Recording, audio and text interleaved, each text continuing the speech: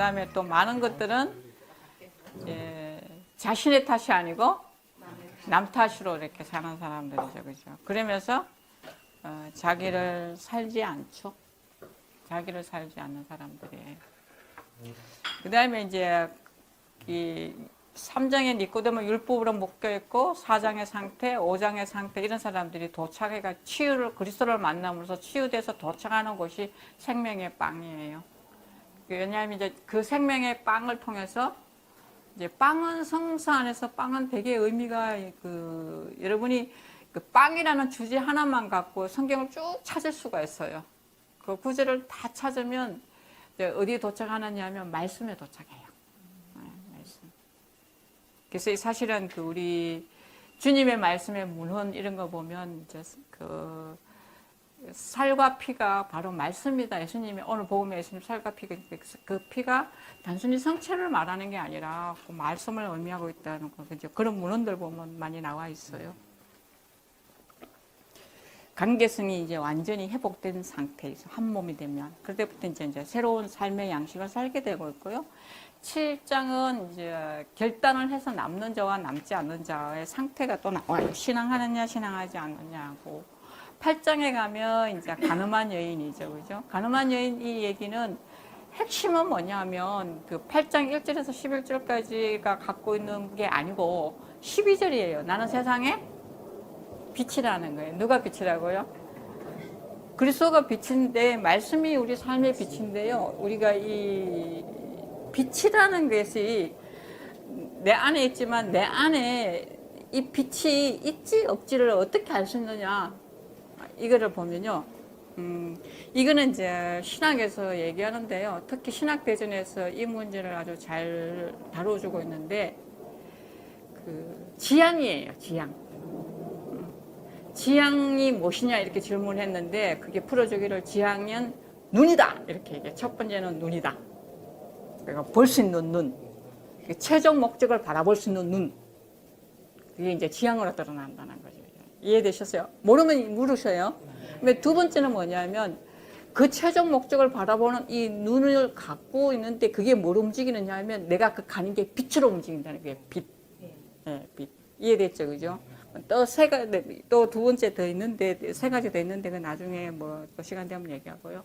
그래서 내 삶 안에서 뭐냐면, 볼 수 있는 눈, 그 다음에 빛. 그래서 결국은 이 가늠한 여인을 율법으로 보느냐, 사랑으로 보느냐예요. 실제적으로는 이런 일은 있을 수 없어요. 이 구절에 나오는, 이 책에서 잘 설명해 놨지만 있을 수는 없어요. 그러니까 만약에 우리는 율법으로 보면 다 죽여요. 그죠? 근데 사랑으로 보면 뭐라고요? 살릴 수 있죠. 그래서 예수님이 하신 말씀이 뭐냐면 그 여인한테 나는 너의 죄를 묻지 않겠다고 얘기한 거예요. 그러나 앞으로는 뭐라고요? 다시는 죄 짓지 마. 왜? 지금 누구를 만났으니까요? 빛을 만났으니까요. 너 안에 이제 빛이 들어갔으니까. 그래서 이제 그 9장에 가면요. 소경 얘기인데요. 이 8장 끝마무리가 뭐냐면 이 후손 얘기를 하는데 우리는 아브라함의 후손이고 뭐 이런 얘기 하잖아요. 그죠? 씨를 갖고 있는 후손이냐 그냥 씨이냐 이 문제예요. 그래서 뭐냐면 이 빛을 못 보면 소경이에요. 그죠? 그래서 9장이 누구를 고치시는 거예요? 소경을 고치시는 거예요. 연결되죠. 그죠? 소경을 고치시는 얘기예요. 그래서 하나님의 현존에 대한 하나님의 일 이런 얘기를 하시는 거죠. 하나님의 일이라는 게 아주 뭐 우리가 어렵거나 그런 건 아니에요. 아까 다 얘기했으니까 더 얘기는 안 할게요. 그 다음에 이제 얘기가 뭐냐면 이 소경이 눈 뜨는 과정이 이렇게 보세요.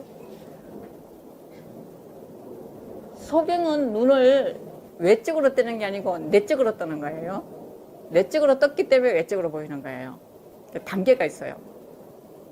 그럼 10장에 가면 목자와 양 얘기인데 양의 특징이 잘 안 보여요. 예, 귀가 밝아요. 맞아요. 그러니까 이스라엘 백성들이 그 율법을 하도 못 알아들으니까 빛 얘기 8장에서 빛 얘기 못 보죠. 그죠? 못 보죠. 그 다음 뭐예요? 그러니까 뭐 하라고요? 그럼 듣기라도 해라. 듣고라도 따라오라고. 그래서 이제 듣는다는 게 그치, 현대인의 가장 이제 큰 어려움. 그다음에 신앙생활 할 때도 그렇게 신앙이 약하다고 우리가 보는 사람, 허약하다고 보는 사람들의 특징이 뭐냐면 잘 안 들어요. 잘 안 된다는 건 뭐냐면 이제 자기 결단이 많은 거예요. 그래서 이제 11장에 가면 이제 라자로의 죽음과 부활인데요. 이런 상태까지 예수님이 자비가 8장, 9장, 10장에 다 예수님의 자비예요. 사랑의 모습이에요. 끝까지 끌고 가시겠다는 거. 근데 안 들으니까 이제 마지막에 누구냐면 이제 죽은 자를 살리시는 얘기죠. 그리고 12장은 당신이 죽음을 준비하는 거예요. 하도 말 안 들으니까 이제 진짜 당신을 하는 거죠. 근데 여기서 되게 우리 중요한 거는 뭐냐면요. 마르타 신앙하고 그러면 안 된다는 거예요. 마르타 신앙은 11장 25절의 고백, 나는 부활이요 생명입니다. 그거 믿느냐 이렇게 믿어요. 근데 나자로 무덤 앞에 가가지고 돌 치우라 그러니까 뭐라고요? 냄새 난다고. 죽은 신앙이에요. 율법적 신앙이에요. 그 다음에 그게 돌이라는 의미예요. 성경에 돌은 되게 많이 나오는데요. 여기 요한복음 11장에서 나오는 돌은 뭐냐면요. 내 마음의 돌덩이다. 뭐라고 표현해요? 너를 담을 수가 없어. 이 말이에요. 관계성이 있다, 없다? 없다는 게 나자로하고 예수님을 맡고 있는 돌이 있는 거예요. 그죠? 근데요, 예수님은 그 돌을 누구 보고 치우라 그래요? 당신이 이렇게 막어. 하든지 말로만 해도 없어. 되는데 아니고 뭐라고요? 거기 있는 사람들이 막은 거예요. 여러분 관계 안에서도 여러분 하나님과 여러분 관계 안에 막는 사람들이 있다는 얘기예요. 그럼 어떻게 할 거냐는 거죠. 그죠? 그럴 때 나자로야 일이 나오느라고 얘기했을 때 나자로가 그 목소리를 들을 수 있었기 때문에 나올 수 있었듯이 우리는 그 목소리의 힘을 얻고 나갈 수 있어야 돼요. 여러분이 그 부분을 한번 잘 보시고요. 그 다음에 나는 부활이요 생명입니다. 이 순서 절대 바꾸시면 안 돼요. 네. 그 다음에 이제 12장에 와서 이제 그 결단이죠. 이제 당신이 스스로 이제 죽음 준비하는데요. 13장에서 17장까지가 이거 예수님이 이제 고별사라 그래서 죽을 때 하신 말씀은 아니에요. 당신이 언제 어떻게 했는지는 우리는 알 수 없지만 당신이 하신 얘기들 중에 아주 중요한 직접 언급하신 얘기 중에 중요한 것들을 이제 순서대로 모아놓은 게 13, 14, 15, 16, 17장이에요. 요한복음에서 거의 4분의 1을 차지하기 때문에 양이 되게 많죠. 여기서도 다시 이제 유다한테 빵을 주자 나가요. 유다가. 그럼 성경은 때는 밤이었다 이렇게 얘기해요. 그거는 뭐냐면 유다는 자기가 빛 옆에 있었기 때문에 자기가 빛이 있는 줄 알았어요. 근데 빛을 떠나니까 뭐라고요? 빛이 없더라는 거죠. 그래서 우리 안에 중요한 건 뭐냐면 빛이 옆에 있었으면 되는 게 아니고 뭐라고요? 내 안에 있어야 한다는 거예요. 내 안에 있어야 나를 항상 밝힐 수가 있죠. 그 다음에 이제 그래서 예수님이 유다가 나간 후에 새 계명을 주셔요. 유다가 있을 때는 안 해요. 유다가 배신할 걸 알고 나간 후에 이제 새 계명을 줬는데 왜냐하면 이 빛이 자기 안에 들어가지 않을 사람한테 새 계명을 주면 그걸 단 사람 잡아요. 그런 거 보시죠, 그죠? 지는 살지도 않으면서 뭐라고요? 단 사람 잣대 들어가지고 막 얘기하는 사람들 많잖아요. 그래서 여기서 이제 중요한 거는요, 뭐냐면, 내가 너희를 사랑한 것처럼이라고 해가지고요, 이거는 내가 뭐 예수님이 뭐 목숨을 바쳐가지고 뭐 십자가에 못 박혀 죽었듯이 나도 그렇게 그런 뜻은 전혀 아니에요. 것처럼이라는 건 여러 군데 성경에서 여러 번 나오는데요, 여러분이 만약에 사랑의 역동성 5장에 잘 설명해 놨어요. 프로포테름이라 가지고. 그건 무슨 의미냐면요. 내 사랑이 아니에요. 내가 받은 사랑이에요. 내가 태어나면서 받은 사랑. 내가 세대를 통해서 새롭게 받았는 사랑. 그러니까 내 사랑이 아니고 뭐라고요? 내가 받은 사랑이에요. 내가 받은 사랑이 내 안에 있는 거예요. 근데 이 사랑이 나가는데 어떤 모습으로 나가느냐 하면 아까 했죠. 분노도 미움도 다 뭐라고요? 사랑이라고. 달달한 것도 사랑이에요. 그게 나가는 형태가 아주 여러 가지로 나가는 거예요. 어떤 경우는 여러분이 막, 저는 우리 엄마들이 많이 하는 사랑은 인내하는 사랑이라고 생각해요. 인내, 기다리는 거죠. 그죠? 아빠들이 많이 잘하는 건 뭐냐? 자기 표현 안 하면서 무조건 절제하는 사랑이에요. 근데 절제도 개방성이 있어야 돼요. 무조건 절제하면 안 되고요. 왜냐하면 무조건 절제하면 그 전달이 안 되기 때문에. 그래서 이게 결국은 뭐냐면 내 안에 있는 사랑이 뭐로 나가느냐 하면 나를 통해서 나가는데 나의 덕을 통해서 나가는 거예요. 그죠? 인내, 절제, 뭐 용기 이런 모든 건 뭐예요? 오늘 우리를 모두 여기 초대하는 것도 상당한 뭐가 필요해요? 용기가 필요한 거죠. 그죠? 용기. 그게 그 용기가 그리스도라는 사람, 그리스도라는 그 인격이 뭐로 나오느냐 하면 용기, 나의 용기라는 걸 통해서 나오는 거예요. 용기. 이해되셨어요? 네. 그래서 이 나라는 통로를 빼고는 나올 수 있는 방법이 없어요. 내가 움직여야 되는 이유예요. 내가 주님한테 땡깡 부릴 수 있는 이유이기도 했거든요. 왜? 내가 안 하면 당신은 어떻게 할 건데? 저는 가끔은 잘 그래요. 내가 안 하면 당신은 어떻게 할 건데? 내가 오늘 강주 가야 당신이 떠들 거 아니냐고. 그죠? 이게 있으면 저는 밀당을 엄청 잘합니다. 그래서 엄청 밀당을 잘하기 때문에 부부들도 계속 깨어있고 살려면 밀당을 잘해라고 얘기합니다. 됐죠? 그죠? 그래서 이 사랑을 우리는 신학적으로 창조되지 않은 사랑이라고 말합니다. 창조되지 않은 사랑이라 그러고, 그게 나의 덕이라는 걸 통하고 지향을 통해가 나의 선택을 통해서 이렇게 사랑이 나오는 방법이에요. 이 사랑이 나오는 게 일단 덕이라는 길목을 통해서 나와요. 길목.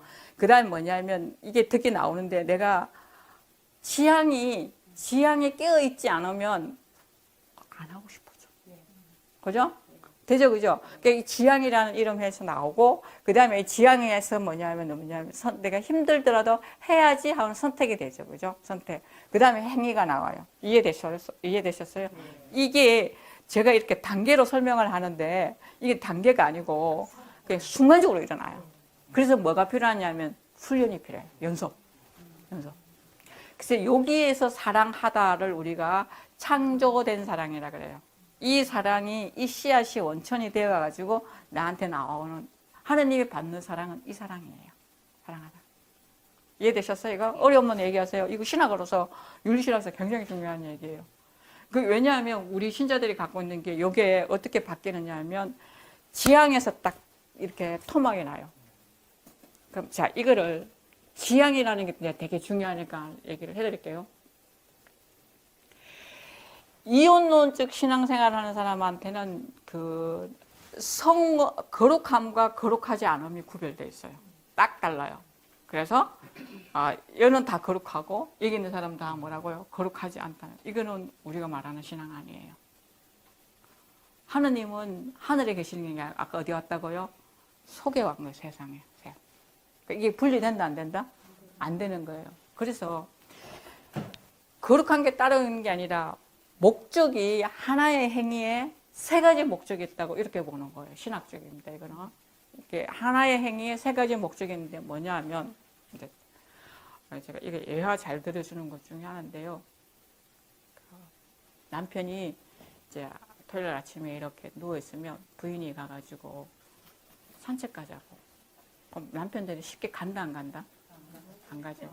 막 별말 다 해가지고 가자 그러면 남편들은 그 말 때문에 가는 게 아니라 안 갔다 오면 후환이 무서워서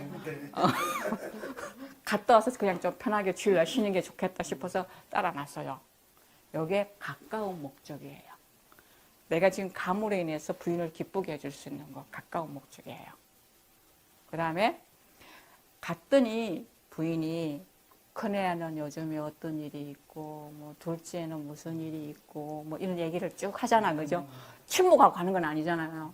근데 그 얘기를 탁 나누다가 듣다가 보니까 당신은 뭐라고요? 몰랐던 집안일을 뭐라고요? 다 공유하게 되는 거죠. 중간 목적입니다. 그런데 그걸 다 하고 돌아오는데 피곤은 한데 마음은 뭐라고요? 편해, 기뻐. 최종 목적입니다. 왜 편하느냐? 주님이 안에 있기 때문에.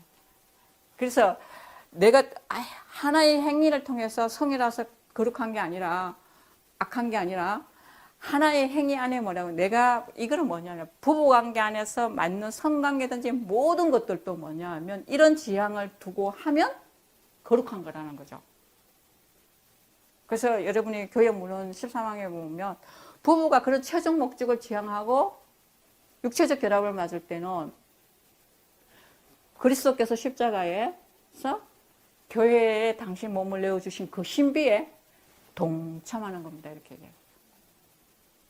그래서 여러분 머릿속에서 이제부터는 이거는 거룩하다, 거룩하지 않다고 말하지 말라는 얘기입니다. 이게 우리가 트렌트 공예부터 잘못되게 가르치는 건데요. 그게 뭐냐면 육적인 것을 속하다고 본 거예요. 속하다고. 그래서 여러분은 상당히 많이 플라톤 철학을 믿고 있는 사람들이에요. 따라가고 있는 사람들이에요. 그래서 앞으로는 뭐라고요? 그것을 하는데 아이들하고 여러분 다 큰 자녀들하고 대화할 때도 그거 왜 했니? 이렇게 딱 하면 그거 왜 그랬어? 이런 거예요. 뭐를 탓한 거예요? 결과론을 탓한 겁니다. 근데 결과론을 탓하지 말고요. 결과론은 어떠냐면 내가 어느 만큼 아느냐에 따라서 실천하는 방법은 뭐라고요? 달라요. 근데 내가 몰라서 실천 못하는 걸 갖고 꾸지람할 수는 없는 거예요. 그렇지 않아요? 이건 가르쳐야 되는 거잖아요. 그래서 물을 때 뭐냐면 이거는 아이들 관계, 부부 관계, 자녀들, 이웃집하고 관계도 물을 때 그거 왜 했는데 무슨 마음이었는데 이렇게 물어보세요. 그러면 결과가 좋지는 않았지만 분명히 이 사람의 출발은 뭐라고요? 좋았던 거예요. 그러면 여러분이 먼저 안 사람 입장에서 딱 보면 그걸 그렇게 좋은 마음으로 했더라면 방법을 이렇게 선택했으면 되었을 텐데가 있죠. 그러면 대화의 여지가 있어요, 없어요? 있잖아요. 그렇게 해서 함께 가는 거예요.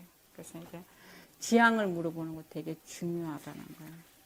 그래서 여러분도 거룩하다고 거룩하지 않다를 함부로 하지 말고 내 안에 하나님이 있다고 해가지고 무조건 제가 24시간 막 쌍뚜싸게 지낼 수 있는 건 아니에요. 그 다음에 이제 그 13장에서 이제 예수님이 여러분이 보세요. 그 예수님이 옷을 제자들 발 씻어주기 위해서 겉옷을 벗는 순서가 동사가 7개예요. 완전하다는 뜻입니다. 완전하다는 거. 그 사랑은 완전한 거다고. 그 다음 다 씻기고 난 후에 다시 겉옷을 입죠. 그죠? 당신의 원래 품격, 원래 품위에 되돌아가심이에요. 그래서 우리 안에도 이제 그런 작업이 좀 필요하다는 거죠. 7개의 동사의 작업이. 이 복음, 특히 루카 복음 같은 경우에는요, 이 동사를 그 한 단락 안에 몇 개를 쓰느냐에 따라서 그걸 숫자 찾아서 뜻을 찾아보면 다르게 나옵니다. 뜻이 의미가 달라져요. 그리고 또 하나는 여러분이 그 성경에서 보다라는 동사예요. 2주 전에 동사가 보다가 되게 많이 나왔죠. 거의 매일 보다였어요. 그 보다의 원어는 2개인데 달라요. 우리는 보다로 다 번역되어 있는데 저는 이제 강론 같은 거 들으면서 저 신부님이 이원론적으로 하는구나 이런 게 느끼는 게 뭐냐면 보다가 그 보다가 예수님이 쓰는 보다하고 제자들이 쓰는 보다의 글자가 달라요. 어떻게 다르냐? 여러분이 돌아가신 부모님들 묘에 갔을 때, 뭐 몇십 년 됐을 때, 아니면 너를 보거나 와서 돌아오면서 하는 말이 뭐예요? 오늘 엄마 만나고 왔다고. 진짜 엄마 만난 거예요? 여기에서 보다가 달라진 게 무덤을 보고 엄마를 만났다고 말할 수도 있는 거고요. 무덤을 보면서 내가 뭐를 기억해내는 거예요? 엄마를 불러내는 걸 보다예요. 예수님이 말하면 후자예요. 제자들이 말하는 건 앞이에요. 그러니까 필리포한테 네가 이때까지 보고 있었는데 못 봤냐는 거네. 그렇게 얘기하는 거예요. 그죠? 그래서 이거는 이제 다시 얘기하면 기억하다라고 연결되는데요. 여러분이 성체 전례하면서 너희는 이 애를 기억하라고 이렇게 하잖아요. 그 기억이라는 말이 뭐냐면 현재화시키라는 얘기예요. 현재. 2000년 전에 예수님이 성찬 전례를 기억하는 게 아니라 이게 지금 내 현재인 거예요. 되죠, 그죠? 달라지는 거죠. 그래서 중요한 게 이제 뭐냐면 우리 삶은 매일매일 그 기억을 살아가는 거잖아요, 그죠? 여러분 치매가 무서운 이유는 뭐예요? 기억이 없다는 거거든요. 기억이 없다는 거. 그래서 되면 이제 섬겨라는 거는요, 사랑하라는 거하고 같은 말이에요. 그러면 우리가 악마하고 우리하고 다른 점이 있어요. 악마도 예수님 다 알아봐요. 성경에 보시면 뭐라고요? 딱 나타나니까 사람들보다 누가 먼저 알아봐요? 악마가 예수님을 알아보잖아. 그죠? 우리보다 빨라요. 근데 악마가 우리보다 못하는 거 하나 있어요. 악마는 예수님을 시중 들지 못해요. 섬기지 못해요. 근데 우리는 뭐라고요? 섬길 수 있잖아요. 근데 섬기는 게 뭐라고요? 주종 관계가 아니라 혼인 관계라는 거예요. 사랑을 나누는 관계. 우리가 제가 로마에서 공부할 때 천사 악마 얘기를 가끔 하는데요. 천사가 인간한테 가장 부러워하는 거 한 게 있다고 우리 교수님이 가르쳐 줬어요. 그래서 뭐냐니까 인간에게는 고통이 있는 거고 천사에게는 고통이 없는 거라. 천사는 고통이 없기 때문에 그 다음에 변화가 없는 거고 우리는 고통이 있기 때문에 뭐라고요? 변화시킬 수 있다는 거예요. 오늘부터 고통이 있는 건 기쁘다 안 기쁘다? 기쁜 거예요. 근데 고통이 있는데 중요한 거는 그 고통에서 열려있고 지향을 바라보면요 의미가 있고요. 그 고통에서 자기가 다듬어 돌로 11장에 그 돌로 막으면 무덤입니다. 죽음밖에 없어요. 냄새밖에 안 나요. 그러니까 되게 중요한 거는 여는 거예요. 돌 치우는 거예요. 그래서 이제 14장에 가면 나는 길이요 진리요 생명이다 이 관계하고 성령에 대한 이제 얘기를 좀 하시죠. 길, 진리, 생명 이것도 순서 바꾸면 안 되고요. 길이 먼저고 진리고 그다음에 생명이에요. 길이 사랑이에요. 또 이것도 성경 공부하면 재밌는 건요. 길이라는 것만 다 찾아보면 돼요. 언어를 다 찾으면 마지막에 딱 도달하는 게 그 고린도전서 12장 31절 B절이에요.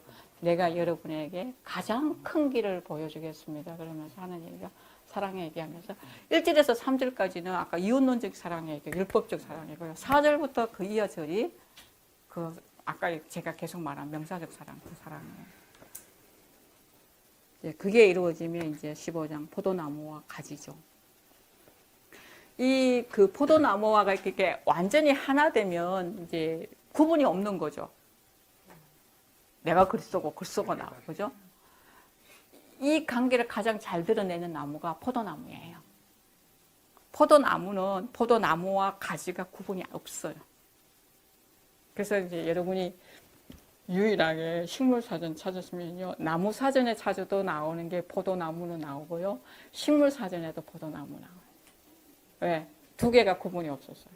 그래서 이제 설명을 뭐라고 얘기하느냐 하면 포도나무와 가지가 구분되지 않는 유일한 등불식품으로서 그 길이가 굉장히 길다라는 거죠.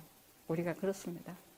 가늘지만 쉽게 끊어지지 않고 또 그 열매는 달고 탐스럽고 풍요롭죠.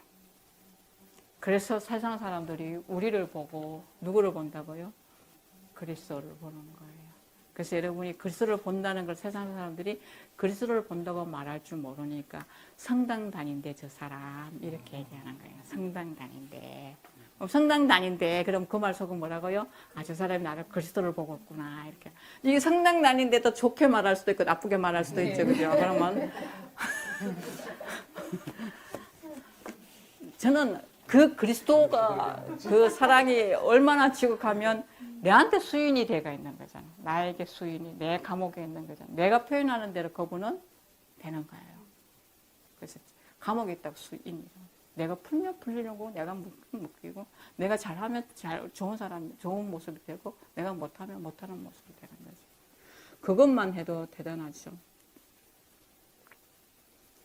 우리 그 인간의 의지는요. 인간의 의지는 이 자유 안에 포함되는 이 의지는 신적 의지, 하나님의 의지, 그게 하나님의 뜻이고 하나님의 일이에요. 동의할 때는 자신의 파괴가 아니고요. 자신의 완성이에요.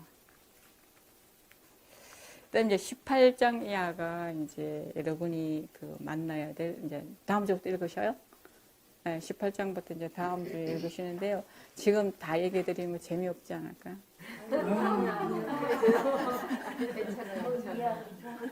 이해가 되죠?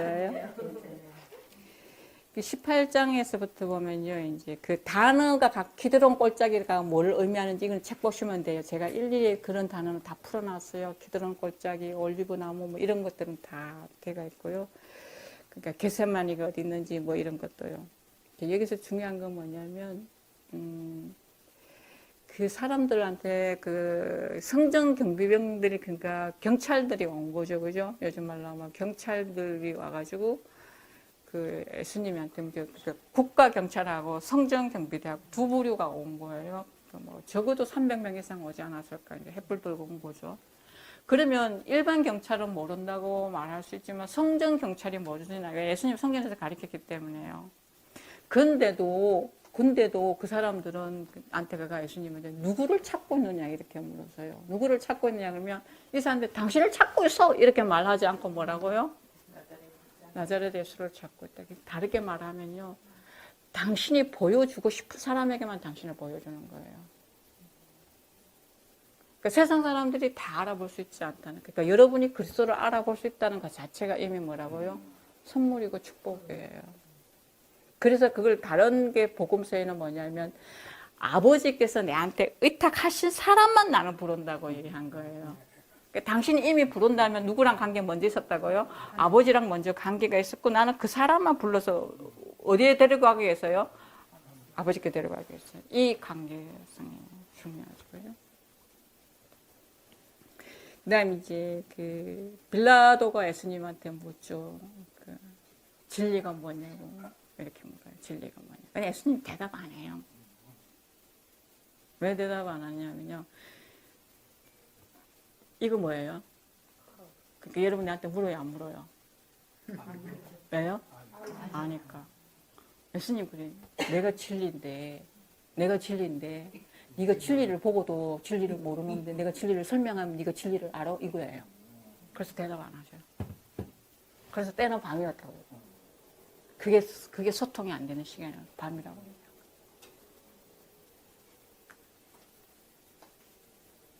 그 다음에 이제 19절에 가시면 이제 18장은요, 예수님의 순환 시간이고요. 19장에서는 이제 십자가에 오르시고 죽음인데요.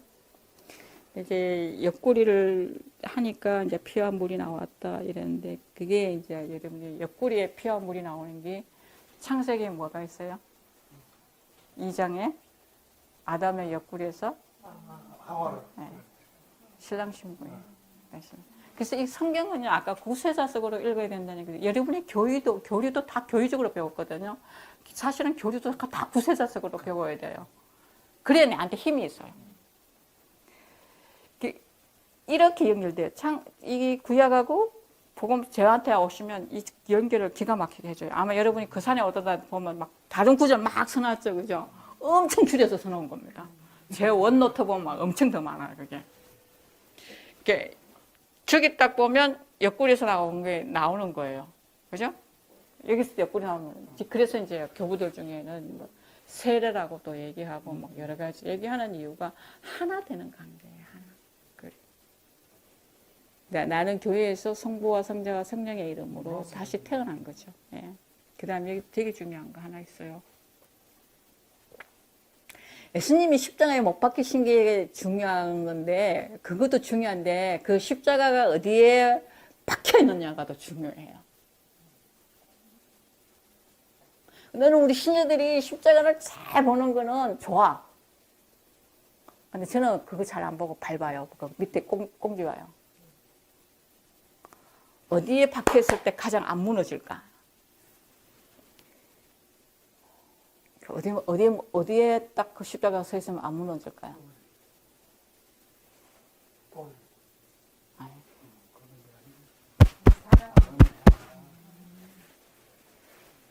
십자가는 땅에 묻혀 있어요, 땅에. 십자가가. 그래서 예수님의 몸에서 흐르는 피와 땀과 모든 것들이 그 흙이 다 먹죠. 거기에서 새싹이 나죠. 봄의 향연입니다. 내가 예수님의 봄의 향연이에요. 그렇게 고귀하게.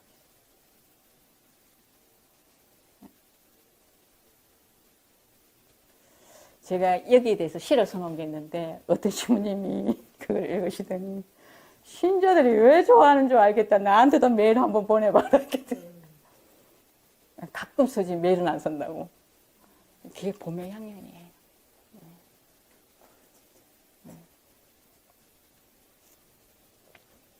20장에서는요, 갈릴레아에 대한 얘기가 나오고요. 그리고 예수님이 티베리아 호숫가에서 고기 잡는 제자들한테 나타났을 때 빵 가져오라 소리는 안 하셔요. 갔더니 물고기 2마리나 석쇠 위에 올라가져 있는데 빵은 뭐라고요? 따로 준비해뒀다는 거예요. 빵은 하나예요. 둘이 있을 수가 없어요. 누구예요? 네, 당신 자신입니다. 그래서 생선은 우리가 협조를 해야 하는 거예요. 그래서 2마리는 당신이 갖다 놓고 내가 이제 한 5마리 좀 가져가야 되는 거예요. 우리가 신앙생활 하는 거는요, 선악 개념에서 하면 곤란해요.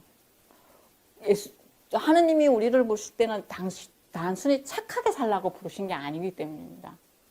그건 뭐냐? 사명의 사람이에요. 사명의 사람. 불렀다는 거는 뭐냐면 사명이 있다는 얘기예요.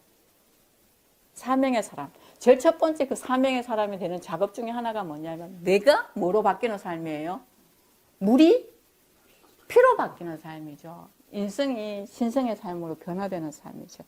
근데 물이 포도주로 바뀌었기 때문에 물이란 건 있어요. 항상 있어요. 그러니까 사람이 잘못하는 건 있을 수 있다는 거예요.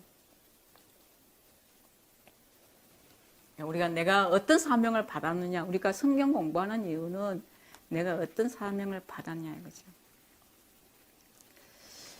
마리아 막달레나는요, 그 부활 후에 예수님 무덤에 찾아갔을 때 그게 정원이에요. 정원. 마리아 막달레나가 이렇게 무덤 주변에 이렇게 놀았던 정원이거든요. 성경에서 정원의 제일 처음에 어디 나와요? 창세기 1장, 2장, 3장이 다 정원 얘기죠. 그죠? 여러분이 창세기 1, 2장의 정원에 있을 거냐? 3장의 정원에 있을 거냐? 자기 선택이에요. 1장, 2장은 원래 나의 아름다운 모습이고 3장에는 뭐예요? 나의 욕망이 들어왔는 상태죠. 원죄가 들어온 상태에 그 욕망이 원죄가 되는 거예요. 욕정이. 그러면 마리아 막달라네는 보세요. 마리아 막달라 그 무덤에는 2번 가요. 첫 번째는 다른 여인들하고 갔고 두 번째 누구랑 가요?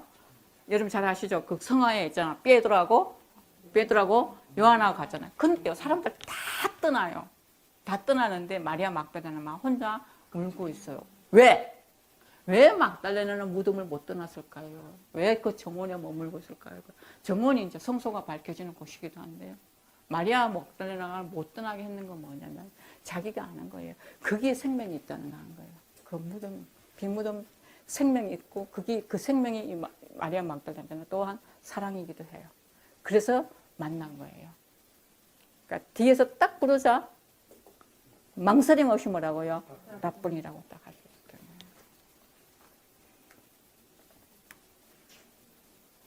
그래서 우리는 이 정원을 그게 있는 게 아니라 내가 만난 그 정원을 세상에 막 만들어주는 게 우리의 사명이에요. 오늘 여기 만들어졌죠, 그죠? 이게 정원이에요.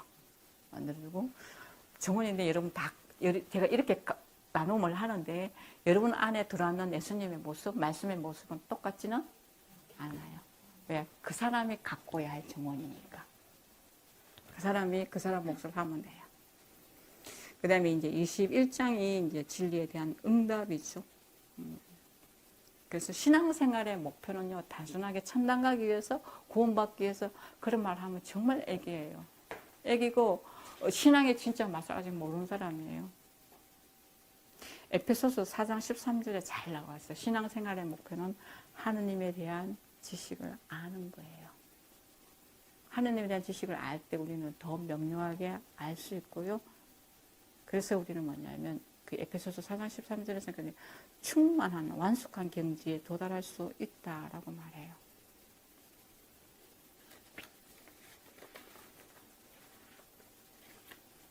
그리고요 이제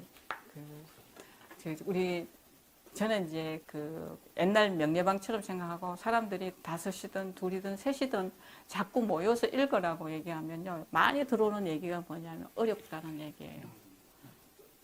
뭐 자기 이때까지 안 읽다가 읽으면 어려운 거 당연하지. 당연한 거. 난 어렵다는 거 이미 알고 있으니까. 그죠? 그 안젤라 스콜라청이라고 하는 분이 꽤 유명하신 분이에요. 유명하신 분인데 그 고독이 메꿔지는 그 일치의 단계를 뭐라고 얘기하느냐 하면요. 되게 아주 철학적으로 고독이 없어지는 게 아니라 고독을 향유하는 거, 공유하는 거라고 이렇게. 하느님하고 내 안에서도 그 고독을 공유할 때 사람과 사람 사이에서 마찬가지예요. 그래서 이게 완전한 일치가 알 때까지 우리는 굉장히 고독해요. 이해가 안 되니까. 그 시간 없이 일치의 시간은 절대로 오지 않습니다. 그래서 그리고 이제 이 중요한 거는 뭐냐면요. 저도 아직 매일 말씀을 아침에 했는데 이게 딱 읽으면요. 다 이해되거나 다 그러는 건 아니에요. 그래서 저는 또 언어로 보기 때문에요. 근데도 계속 일정한 양을 계속 읽는 게 중요한데요. 이게 근데 이해 못했죠. 그죠? 한 달 후에 이해돼요. 그냥 이해돼요. 열려요. 그냥. 근데 이걸 그렇게 사람들이 확신이 없는가 봐요. 그러니까 내가 문이 열리는 시간까지 와야 한다는 거 읽어내야 된다는 거죠. 그 시간이 고독해요. 저는 그걸 로마 유학할 때 많이 체험했는데 밤에 꿈만 꾸면요. 밤에 자다 꿈만 꾸면 뭐냐면 그 태평양 바다에 혼자 물에 빠져 막 우죽거리다 깨요. 매일매일 그 읽어야 혼자 읽어내야 책에서요. 다 이해가 되면 달달하죠. 다 이해 안 되니까 힘든 거죠. 그래서 그 시간은 분명히 들어야 되고요. 습관화들어야 되고, 그 요즘 이제 우리가 몇 년 전에만 해도 그 어른들이 스마트폰 보는 사람이 30%였습니다. 이렇게 조사해 놓은 거 보면요. 지금은 어른들이 더 잘 봐. 그 스마트폰을 잘 보는 사람이 묵상도 잘할 거라고 생각하지 마세요. 여러분 미사 강론 딱 들어보시면 여러분이 식별할 수 있어요. 저 신부님 스마트폰에서 유튜브에서 따왔는지 안 따왔는지 그죠? 그 자기가 읽고 소화돼 가지고 한번 묵상회가 나오는 말하고 그 말 아무리 좋은 것도 갔다 안 갔다 이건 버릴 거예요. 금방 버리죠. 왜 자기 게 안 들어가 있잖아요. 그래서 여러분한테 그런 시간이 좀 필요하다는 거. 그래서 내가 계속 반복해서 읽고 그런 공부를 하는 거요. 그 책이 어려운 거는요. 우리 삶이 어렵기도 해요. 근데 삶이 살아가면서 길이 보이죠, 그죠? 지혜가 들어오고 길이 보이고 어떻게 해야 되는 것처럼 책도 바로 우리한테 그런 역할을 해주니까 난 여러분이 일반적으로 계속했으면 좋겠다는 거죠. 브루십의 원칙에 대해서 조금 아까 얘기했는데 조금 더 얘기해 드리면요. 브루십에는 이제 원칙이 있어요. 하느님은 당신이 의도한 일, 큰 일을 크게 내려놓지 않으셔요. 그러니까 큰 모습으로 찾으시면 곤란해요. 어떻게? 작게 시작하셔요. 우리 이제 그 몸신학을 공부하면서요, 그 터닝 포인트가 되는 삶을 완전히 이렇게 한번 더 크게 영적으로 크게 성장 변화시킨 분이 이거를 당신이 아는데 어디 정말 하고 싶은데 이제 이렇게 잘 안 먹히는가 봐요. 근데 이분이 잘 안 되니까 이렇게 주저앉은 게 아니라 안 되니까 더 열심히 기도하셨는가 봐요. 몇 년을. 근데 최근에 얼마 동안에는요, 그분이 꿈꿨던 것보다 훨씬 더 크게 그곳에 이게 열리기 시작했어요. 그래서 나는 그게 막 열리는 거 보고 제가 뭐라 그랬냐면 오늘 아침에도 오면서 어떤 신부님한테 전화를 받았거든요. 그 문제에 대해서. 이렇게 큰 것을 우리가 받도록 하기 위해서 뭐냐. 이 자매님한테 그렇게 갈망을 강하게 심어놓은 거예요. 강하고 길게 심어놓은 거예요. 근데 이 자매님은 부르심의 원칙에 자기가 충실했던 거죠. 그래서 뭐 했던 거예요? 절망하지 않고 계속 기도하고 그 나눔을 하고 싶었던 거죠.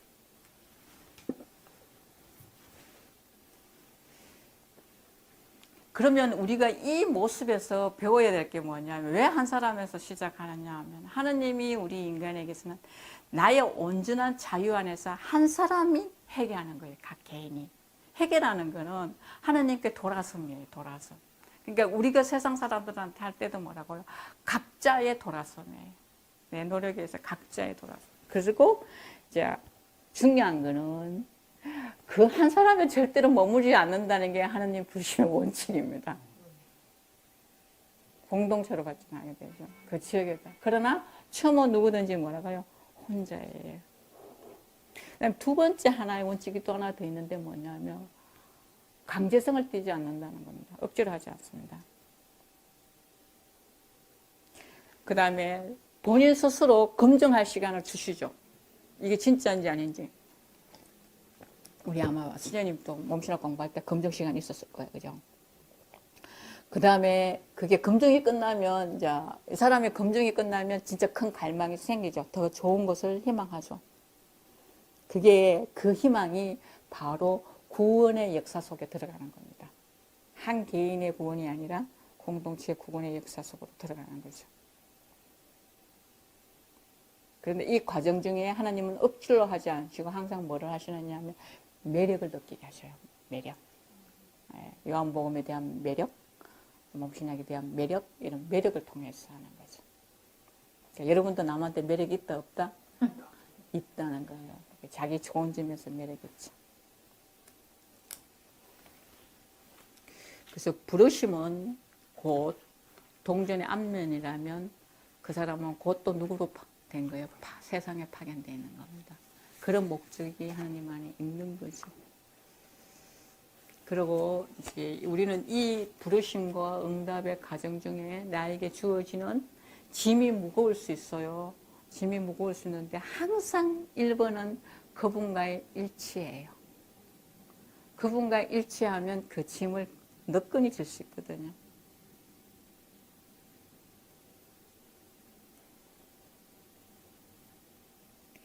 그래서 자기 자신 안에 머무는 것이 아니라 세상 안에 있게 되죠. 예수님이 그랬듯이. 예수님 한 사람이 한 가정에서 시작했듯이 지금도 마찬가지입니다. 모든 사람은 한 가정에서 시작하고 큰 가정 안에 들어가는 거예요. 그 가정을 갖고 있기 때문에 이 세상에서 가정에서 충분히 못 배우면 저 세상 가정에서 어려움이 오죠.